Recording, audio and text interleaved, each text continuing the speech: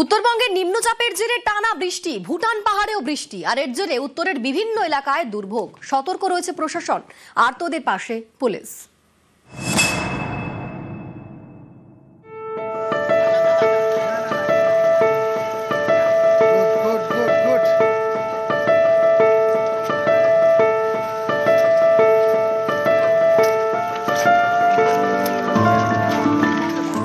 বৃষ্টি পড়ছে, বৃদ্ধাকে পিঠে করে ত্রাণ শিবিরে নিয়ে যাচ্ছেন দুই পুলিশ কর্মী।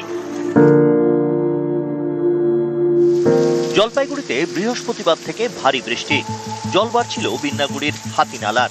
যখন তখন এলাকা ভেসে যাওয়ার আশঙ্কা, এমনই পরিস্থিতি ছিল শুক্রবার। সেই সময়ে বিন্নাগুড়ি স্টেশন লাগোয়া নেতাজি পাড়ায় হাজির এক পুলিশ আধিকারিক এবং এক পুলিশ কর্মী। নেতাজি পাড়ায় টিনের চালের বাড়িতে থাকেন এক বৃদ্ধা, ভালোভাবে হাঁটতে পারেন না। রেল লাইন পেরিয়ে ত্রাণ শিবিরে যাবেন কিভাবে? তাই পুলিশ কর্মী বৃদ্ধাকে পিঠে তুলে নেন, পৌঁছে দেন নিরাপদ আশ্রয়ে।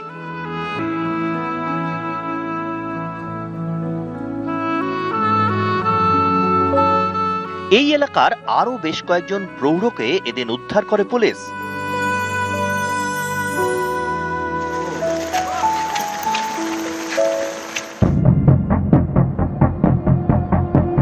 আলিপুরদুয়ারের শালকুমার, এখান দিয়ে বয়ে গিয়েছে সীসামারা নদী।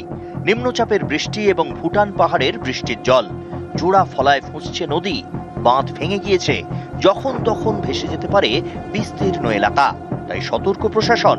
শনিবার থেকে আর্তদের উদ্ধার কাজ শুরু করেছে আলিপুরদুয়ার থানা এবং সোনাপুর ফাঁড়ির পুলিশ। নদী পাড়ের শতাধিক বাসিন্দাকে সরানো হয়েছে স্থানীয় ত্রাণ শিবিরে।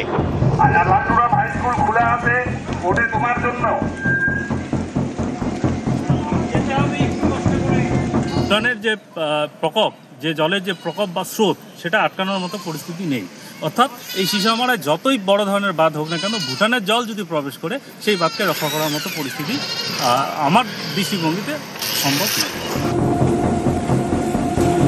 আলিপুরদুয়ারে জলদাপাড়া জাতীয় উদ্যান। মাদারিহাট থেকে জলদাপাড়ার সাফারিতে যেতে গেলে হলং নদী পেরোতে হয়। 4 অক্টোবরের দুর্যোগে নদীর ওপরের কাঠের সেতু ভেঙে যায়।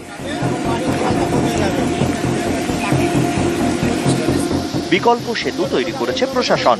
সম্প্রতি বৃষ্টিতে ফের নদীর জল বেড়েছে, জলের তোড়ে ভাঙতে পারে সেতু। এই সেতু বাঁচাতে তৎপর পুলিশ। জলপাইগুড়ি থেকে রকি চৌধুরী এবং আলিপুরদুয়ার থেকে রাজকুমার কর্মকার, নিউজ 18 বাংলা।